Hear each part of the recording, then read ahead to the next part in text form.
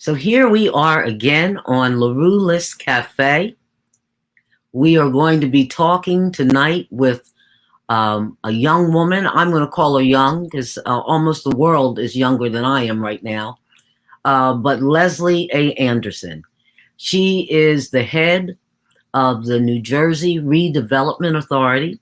One of the things I want you to know about Leslie Anderson, she is the first Black woman to lead a New Jersey financing authority. We are proud of her for that. And so that you know a little bit about that financing authority, NJRA has leveraged $4 billion in investments to redevelop some of New Jersey's most distressed neighborhoods. Now, why do you want to hear from Leslie tonight? There might be a few reasons. If you are a member of a sorority, you need to know that Leslie is a Delta. She doesn't have red on tonight because tonight she's into some good trouble. As you know, our beloved, the late Congressman John Lewis taught us how to get into good trouble. You might want to talk to her because if you have a small business and you're interested in money for rent, she's going to tell you about that program. They ran out of money because so many people needed the money, but she's looking for more funding for that. You might want to listen to Leslie tonight because she is interested in urban renewal. She's helping our cities. And we are so excited about what she has done in the city of Trenton, where I am, and what we expect to have moving forward. There are all kinds of reasons that you may want to hear from Leslie A. Anderson. So without any further ado, we're going to bring her on in tonight. Leslie, how are you with your good trouble? I am absolutely wonderful, and I am honored to be here with you. And before we get into who I am, I want to say this. I want to thank you. As a young, very young woman coming into state government many, many years ago, you were there as a beacon of light. And you did not think it robbery to guide a person like me and guide my career and help me make some very good decisions. And I have to have a Hamilton moment today and get me into the room where it happens. And I don't take that lightly. I appreciate it, and I want you to know that I'm still doing that now in government. And it was based on the leadership that you provided very, very early in my career. So I publicly want to thank you for that. There are not a lot of people like Jenny LaRue, and you're amazing, and you're I'm humbled. amazing. I am And absolutely humbled. And you know, wow. I'm so humbled because, you know, the truth of the matter is when you came on the scene, I'll never forget it. I mean, it was during a Republican administration. Mhm, At the time, I was a casino control commissioner. I mhm, was down in mhm, Atlantic City doing my thing. And mhm. they tell me about this woman, and I met, you know, I'm like African American woman who's going to be leading this authority. And during that time, and we're going to talk about that journey. We're going to Sure. talk about your journey because during that time, these type agencies, you would be appointed by a governor, and when that governor's term was up, everybody would watch the moving of the chairs because we would know that somebody else was going to come in with the new administration. And so what happens with you? You come in under Whitman. You're still there under McGreevey. You're there under Cody. You're still there under Corzine. You're still there under Chris Christie. And now you're still there under Phil Murphy. Tell us about that journey, Leslie. Why are you still there? I sometimes I wonder, I will say that, but I think when I started out, what I wanted to do was to be true to the community and to look at this opportunity to serve the community. As you know, the Redevelopment Authority goes into some of the most distressed communities in the state of New Jersey. And we pride ourselves on being there first. And I think building a track record of providing financing to projects that others would not look at and would not consider, and remaining true to the community and a positive impact in the community has contributed to my longevity at the Redevelopment Authority. I think that you have to know who you're serving. And my background, having grown up in an urban community in Plainfield, helps me to serve very, very well. I think about projects that I've done, Janine. My first real project was in the Elizabethport neighborhood in the city of Elizabeth. And I was late to a night meeting. Like I was about a half hour late. And I thought the community was mad at me because I was late. And what I learned as I went into the room and apologized was that I had missed, by being late, I missed a shootout. And what I determined to be their frustration with me, because as a state official, I was late, they were afraid. And they didn't want to talk about the project I was there to talk about because they were afraid. So you talk about good trouble. I went back to then Commissioner Jane Kinney and said, well, let's hold up the money until the people feel safe. Wow. And we were able to facilitate meetings between the community and the police director outside of the neighborhood that allowed them to address the concerns that they had about their safety. And then we were able to move the project forward. Having an understanding that projects can't be developed if people don't feel safe in a neighborhood is critical, because it's not just about money. Somebody is going to live in that house, right? It's not a unit of housing, it's somebody's home. Right. I think that makes the difference in the projects that I've done in Jersey City, the involvement in Pleasantville, the involvement in Plainfield and East Orange and Orange, just as we go around in Newark, to understand that people live in neighborhoods and I don't live there. So I have an opportunity to go home back to my community, but I have an obligation to make their community better. And I think that that's led to the longevity. And what I also created, not just the money, because I realized that money is not just the solution when you want to revitalize communities. It's more than that. People have to understand what's happening to them. And when you go out into the community, you have to talk to people with respect. And what I also created was the Training Institute so that people could come and take classes at a reasonable price to learn about redevelopment in their community, whether they were a community leader or they were a potential developer who wanted to get into the business. I created that Training Institute for people who live in urban communities to learn more about it. I do have to tell you something funny. Our biggest clientele, attorneys, right? That's our biggest clientele because we've been a certified provider by the Office of the Attorney General. So we can train lawyers and they need their CEU credits. But what I like about it is we teach them about the community aspect of redevelopment and why that's important. So we see a lot of projects going better into communities. There's still a rub, but we still educate the community about why redevelopment is happening because sometimes it's necessary.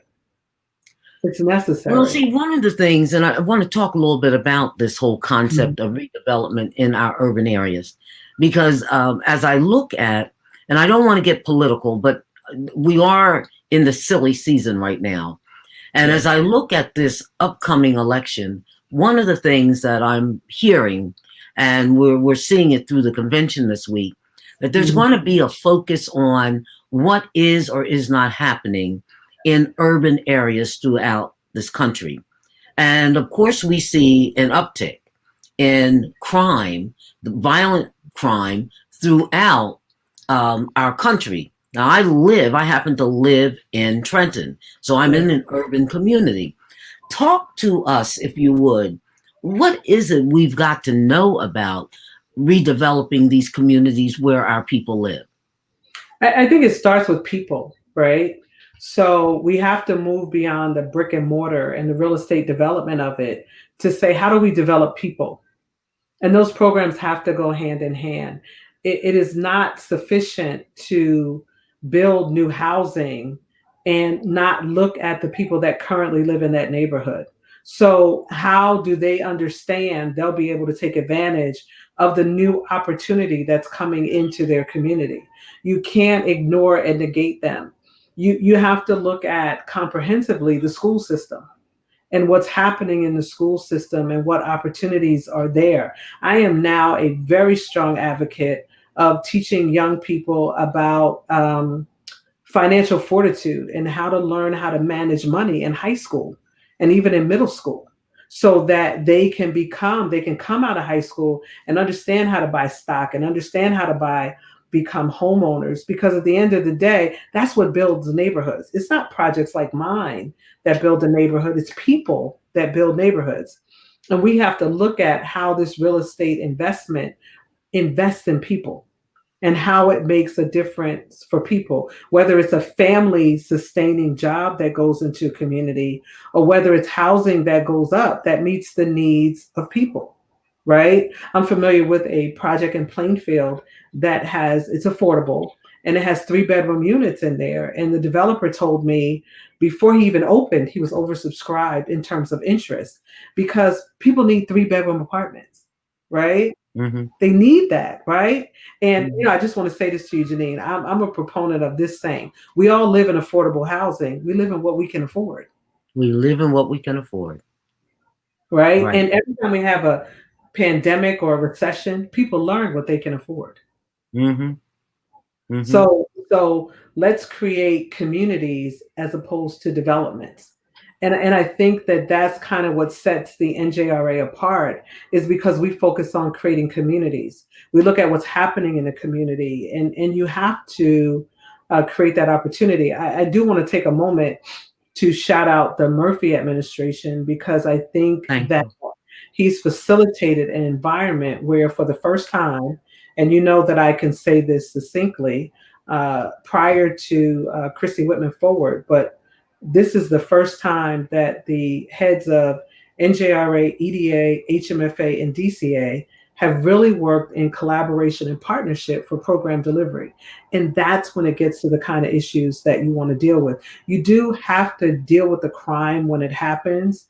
But if we start to look at what's causing it to happen in the first place, lack of jobs, lack of economic opportunity, if people can't see their way up, and I don't want to say out, but if they can't see how they can take care of their families and how they can take care of themselves, that's what creates the challenge.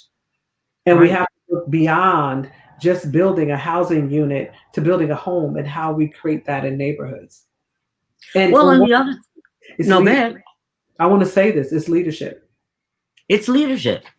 It's leadership and it's vision. And one of the things that um, really bother me when it comes to our urban areas, we don't always see the people as a person, as Right. people. Sometimes we see the pants that are hanging down below the butt. Sometimes we hear maybe the language isn't exactly the language that we would want to accept. But once we start seeing people, we start figuring out how can we connect with folks to make their lives better. I was in ShopRite today, and I'm pretty locked in when it comes to this COVID. So today was the first time I was in ShopRite since the second week of March. Since the second week of March, I have not been going into ShopRite.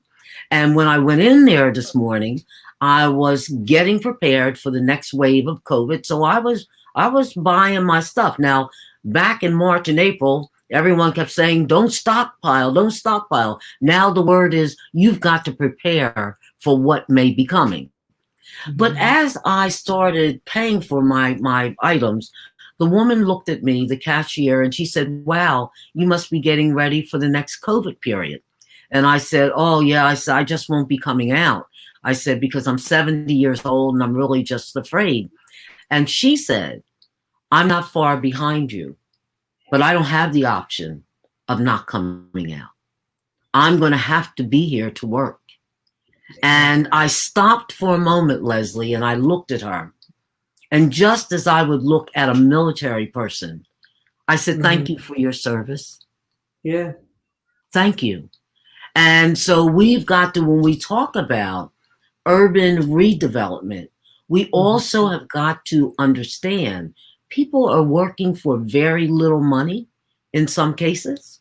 Mhm. They don't have the option of not going to work because Mhm. other people, they're not Janine LaRue scared to go to ShopRite. They were going. And they Right. expect people to be there too. So we've got to look at all of that as we talk about redeveloping our community. We have Janice Caldwell and Crystal Feliciano. Now, Crystal, I think she's a Delta. Are you a Delta, Crystal? If you are, you need to say something. And we have Elisa Wilds on here, Tangela Wright, all these folks who are showing up just to say hey to Hey. Leslie. Hey. So, Leslie, let's talk about yes, Mom LaRue. Some don't have the option. That is true, Crystal. And I also ask you, are you a Delta? Because I thought I saw you in red. I don't think I saw her in pink and green. She is, She's a right? Leslie she's a said, yes, Delta. she Yes. Yes. is. Yes. Yes. Yes. Yes. So tell me, I went downtown this morning. Every morning I walk and walk a few miles in the park, and then I go up on my app and order something from Starbucks.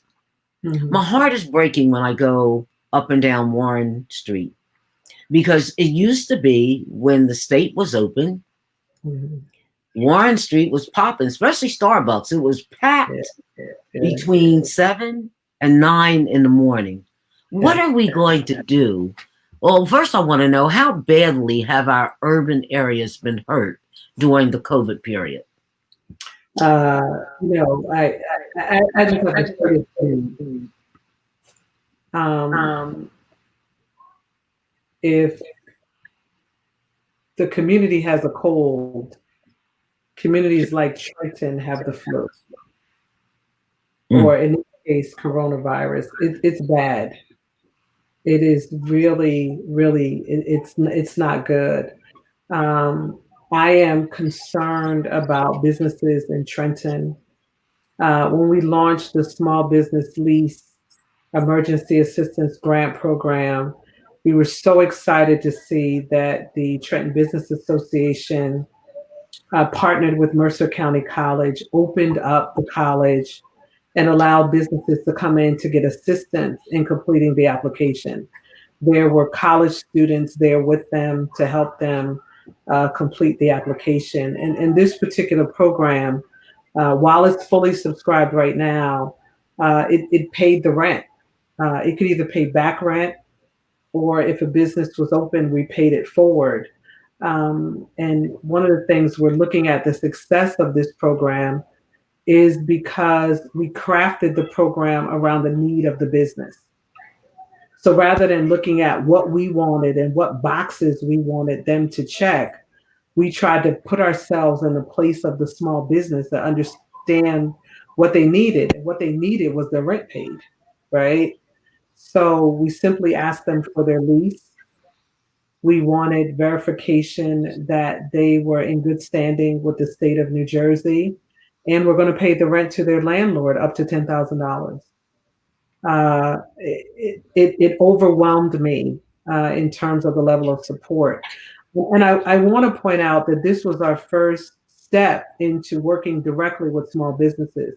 Most of what we do is that real estate development side in neighborhoods, in urban communities. But when I looked around and saw the impact in what we call our downtowns and our central business districts and our main streets, I was like, we have to bring our forward thinking to this process. And Governor Murphy provided us with the resources to be of assistance to small businesses in urban areas. And Janine, I have to tell you, my staff is amazing. We also created a call center, and my staff is working with the small businesses. Some of these people filled out the application on their cell phones. So they Wow. needed uploading their lease and getting it to us. And the people we hired in the call center called them and walked them through how to upload the lease and get it to us. Some of them had leases that were expired, but they were still in the location. The landlord is sending us letters saying this is a viable tenant for me. Yes, they've been here for 15 years, but we had a great relationship, so I never saw a reason to change the lease. And you find that a lot in our communities. You find that in urban communities. It's not the traditional structure, and you have to be able to be flexible and adhere yourself to their structure instead of making them adhere to ours.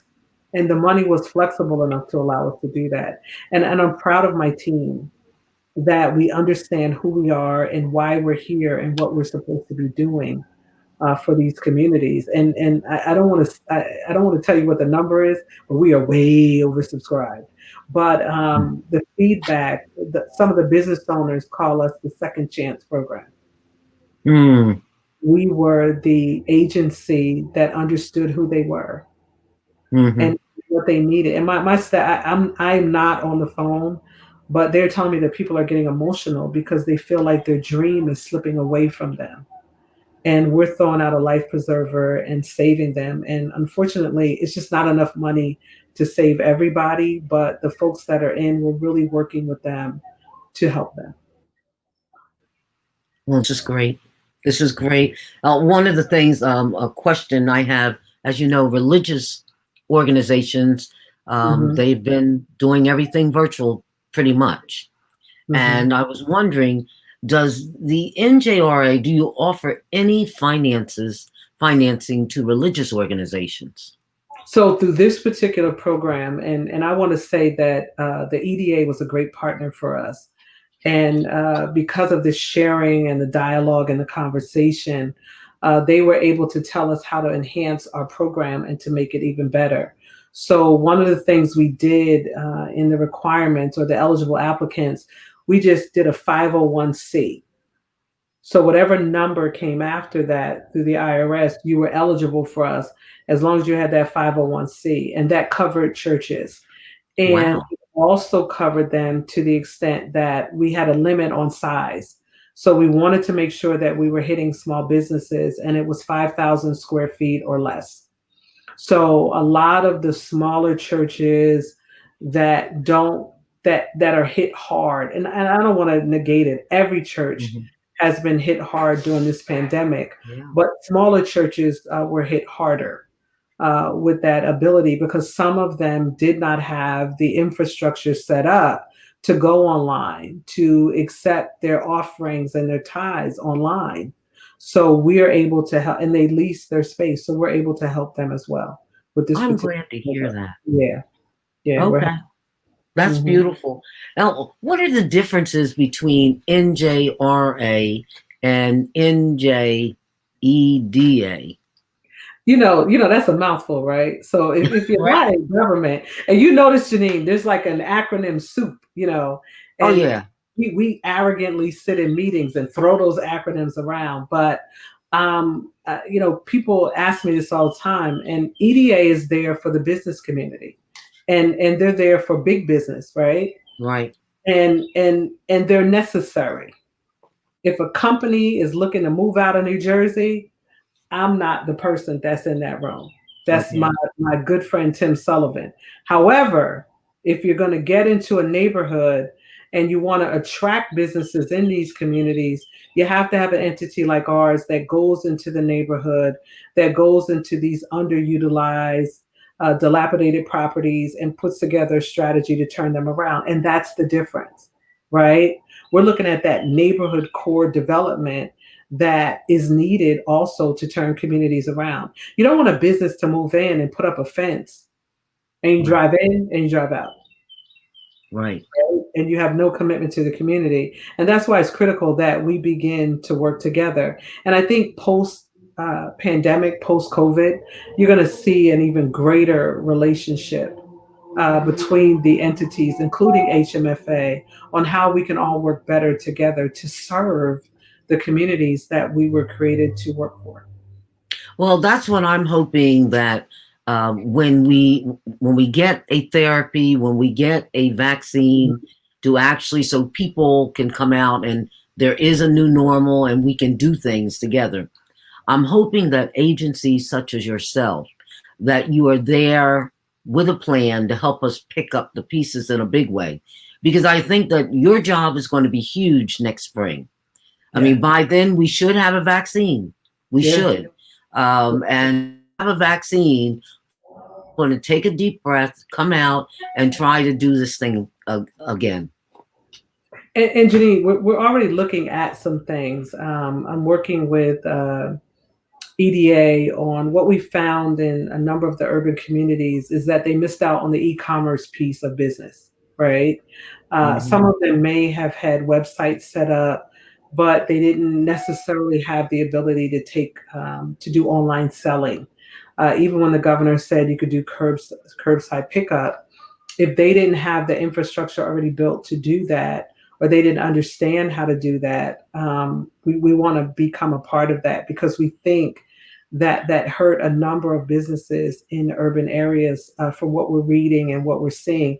And let me be clear here, this is not a criticism of businesses in urban areas. They are fantastic at their business, right? They really are. That other side of it that helps you. So what they were fantastic at is that I could walk in and buy the blouse, I could buy the dress, I could buy the pants, I could buy the sneakers, but they weren't necessarily good at setting up a website so that I could go online and buy it. So that if we're in a pandemic, who knew that this was going to come at this magnitude, that if I buy the sneakers, somebody could come out, or I could just come to the door, show my cell phone and pick it up. So that's the next wave of what we see, and we're already working on it. We're already working on that, creating that training through our institute in partnership with EDA. Great. Yes. Great. So we're all. I don't have a launch date yet. But I want to say that by the end of September, we can begin to work with those businesses on the e-commerce side of it. And what I like about it is you can kind of fit in where you need, right? So we're going to it's a 5, and they're looking at it right now going, no, it's not, Leslie, but I don't know for sure. But let's say it's 5 classes. It's a series of webinars over 5 classes. You don't have to take all 5 if you don't need them. Right. You could take the 2 that you absolutely need in support. And if somebody's watching that wants to be of benefit, I don't know, in the banking community, partner with us and create programs to give these folks the technological infrastructure that they need. So they might need computers, they might need laptops, they might need routers, work with us to help get businesses to the place that they need to be. Because at the end of the day, for a bank, they become your customer if they're still on Main Street selling. There's nothing wrong with me. Did I lose you a bit? Can you hear me? No, I'm here. Oh, am I moving? I'm here. Good.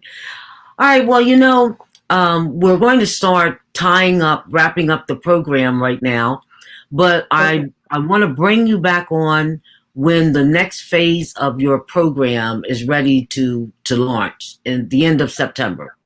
Yes. Because I do believe that e-commerce part of it, if some of these small businesses are not ready, it's going to be a very tough winter for them. Yep. And it's one thing when you're coming out of the winter, going into the spring, there's a whole different feel. But when things start falling apart, when you're going into a winter, it's a lot rougher. Yeah. So we'll and what I want to do, if I can, Janine, is to come back early. So to come back before we launch, so that you're part of the communication as we're launching, so we can get your viewers and your listeners before we launch it, and we can share the information so that they can become fully aware of what we're offering and how they can take advantage of it, because we want to make it again as easy as possible for people to be a part of this. So I'm excited, and I'll do absolutely anything for. Well, we have a lot of things planned together. We're going to have a lot of fun in the next 90 days. Good trouble. So there we have it. Leslie A. Anderson, serving 17 years as the head of the New Jersey Redevelopment Authority. Thank you so much for coming on, Leslie. I love you. You are the bomb. back. I love you right back. Thank you for having me. I appreciate it.